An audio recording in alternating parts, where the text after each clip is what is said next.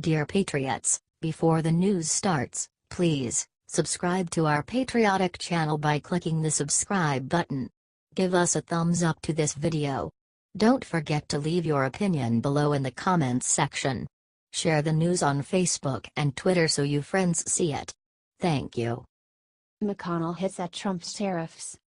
Senate Majority Leader Mitch McConnell on Tuesday took aim at President Donald Trump's steel and aluminum tariffs, marking his first public comments on Trump's polarizing proposal. There is a lot of concern among Republican senators that this could sort of metastasize into a larger trade war, and many of our members are discussing with the administration just how broad, how sweeping this might be, the Kentucky Republican told reporters. And there's a high level of concern about interfering with what appears to be an economy that's taking off in every respect. The president shocked Republicans on the Hill last week when he announced that he would impose tariffs on steel and aluminum. Other nations have threatened to retaliate, and congressional Republicans have warned the president against taking such action. Speaker Paul Ryan had previously expressed concern with new tariffs. Despite pressure from inside Congress as well as within the White House, the president has insisted that he won't back down. He has signaled some willingness to exempt Canada and Mexico from tariffs if the trio of nations can successfully renegotiate the North American Free Trade Agreement, though that will be difficult. From a Kentucky point of view, NAFTA's been a big winner, McConnell said. We've benefited from it in every way. And so I think the best way to characterize where most Republican senators are right now, including myself, is genuine concern that this not escalate into something much broader. Asked if the president's controversial decision to slap tariffs of 25% on steel and 10% on aluminum imports could muddle Republicans' midterm campaign message as they continued to sell their tax cuts bill, McConnell urged patience. I think we need to wait and see what the White House finally decides to do on this, he said.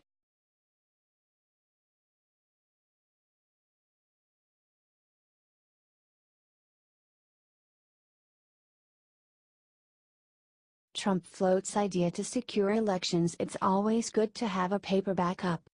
President Donald Trump has one idea to blunt the impact of Russian meddling in U.S. elections. It's called paper.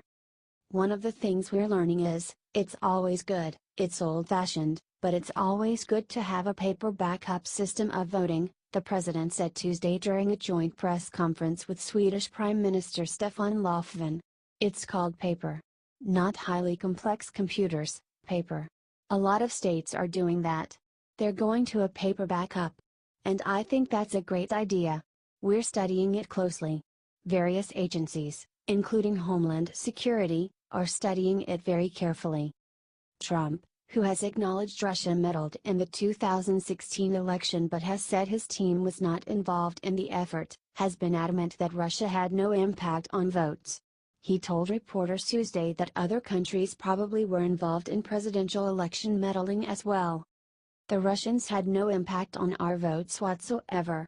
But certainly there was meddling, and probably there was meddling from other countries. Maybe other individuals, he said. We won't allow that to happen.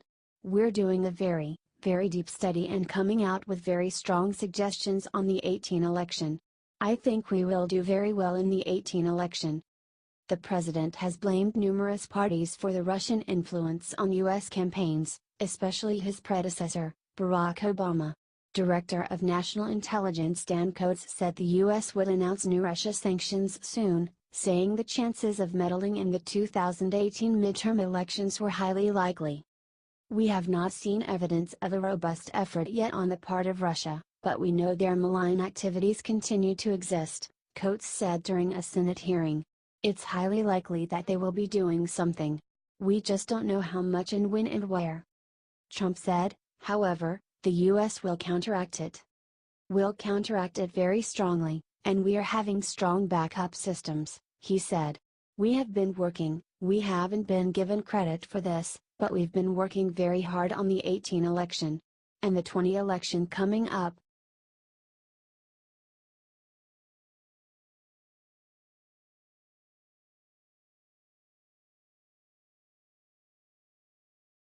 Doug Collins makes play for judiciary chairmanship.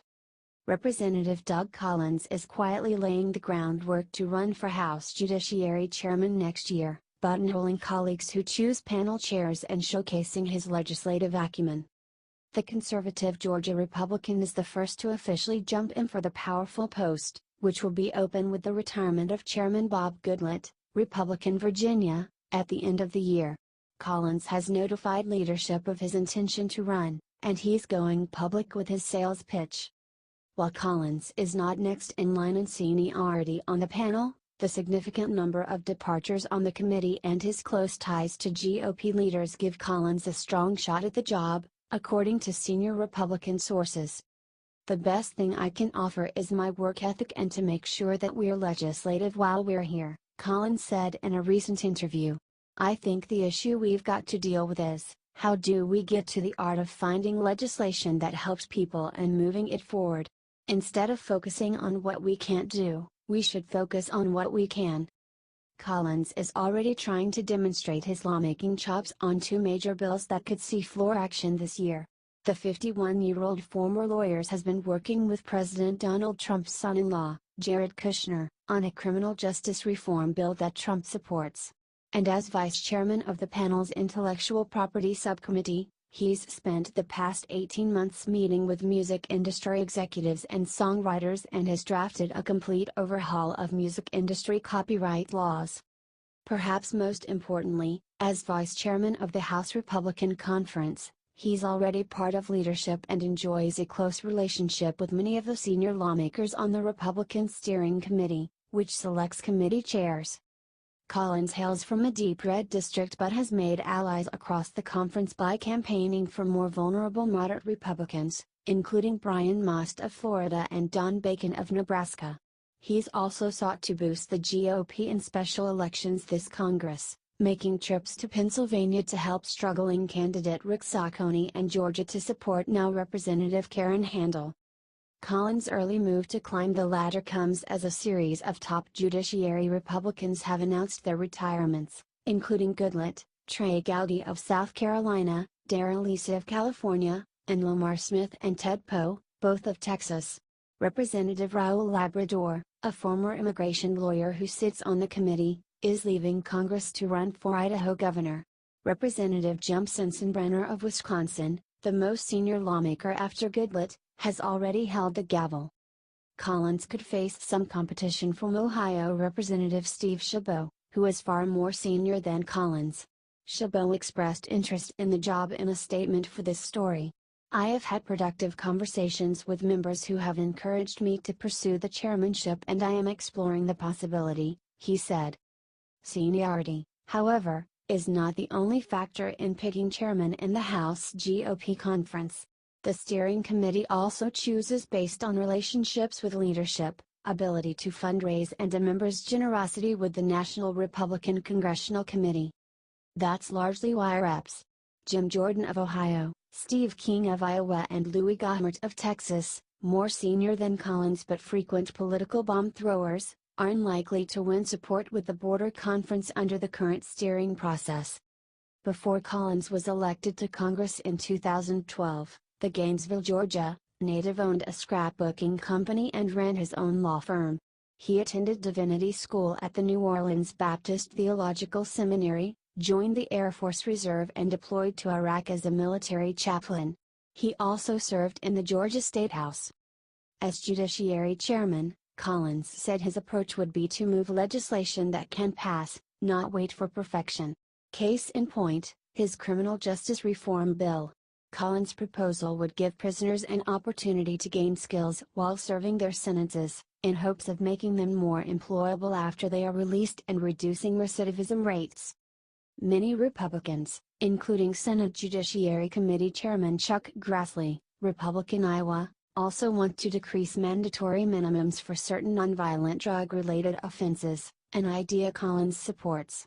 But it's a non-starter with this law and order president. Instead of trying to advance what Trump won't sign, Collins worked with Kushner and Senate Majority Whip John Cohn, Republican Texas, on prison overhaul legislation that doesn't touch mandatory minimums. The bill has the backing of the White House, which has asked Goodlatte to take up the legislation, and Trump gave the idea a shout-out during his State of the Union address in January. "For me, this is simply a money and morals issue. We're spending a lot of money incarcerating these people, but they also need a second chance from whatever background or mistake that they got themselves into," Collins said. Collins also has spent much of the past year writing a massive bill modernizing music copyright laws, which would simplify the digital licensing process and ensure that music rights holders are paid for the use of their work. Goodlatte is expected to package the bill with several others and pass it out of his committee in the coming weeks.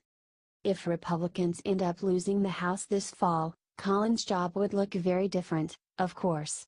In that case, the next top Judiciary Republican could become Trump's #1 defender in potential impeachment proceedings. Asked about that possibility, Collins demurred. "At this point, I'm one of those who thinks we won't lose the House," Collins said. "So I'll cross that bridge when we get there."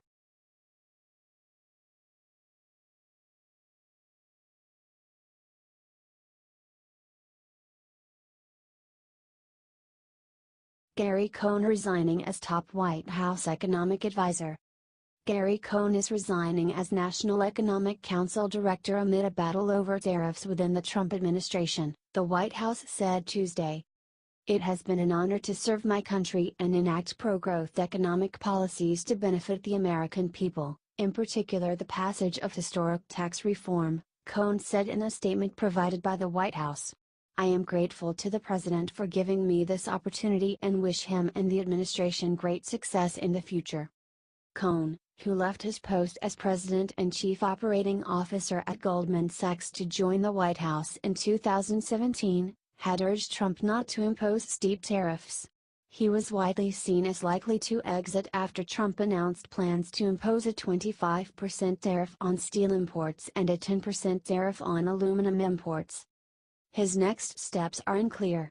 A person familiar with Cohn's thinking said he had not ruled out a return to Wall Street. Cohn's decision caps an uneven tenure in the White House. He almost quit his job last year over the president's comments about a white supremacist march in Charlottesville, Virginia, even drafting resignation letters. But he stayed, and he landed a policy victory with the passage late last year of the Republican tax plan. Cohn told staff that he was resigning during a meeting late Tuesday afternoon, according to a White House official who was there. "We weren't necessarily bowled over by the news because we knew it was going to happen at some point," the official said. "But it happened a little more quickly than we thought." Cohn's resignation came after Trump repeatedly sought to downplay reports of discord in his administration, tweeting earlier Tuesday that claims of chaos in the White House were fake news. But Trump also alluded to looming changes to West Wing personnel, saying, "I still have some people that I want to change, always seeking perfection." On Tuesday night, he tweeted specifically about Cohn's position, "We'll be making a decision soon on the appointment of new chief economic advisor. Many people wanting the job, will choose wisely." Several high-profile White House staffers have left or announced plans to leave, including Communications Director Hope Hicks and Dinah Powell, a fellow Goldman Sachs alum who became Deputy National Security Advisor. Pressed on the matter during a press conference with the Swedish Prime Minister, Trump said there was tremendous energy in the White House and that many people want every single job. "Believe me, everybody wants to work in the White House. They all want a piece of that Oval Office, they want a piece of the West Wing," Trump told reporters. "And not only in terms of it looks great on their resume, it's just a great place to work." During the summit Tuesday, Trump again voiced his intention to impose new tariffs, even though the idea has been widely criticized by Republicans and by free trade supporters in the administration.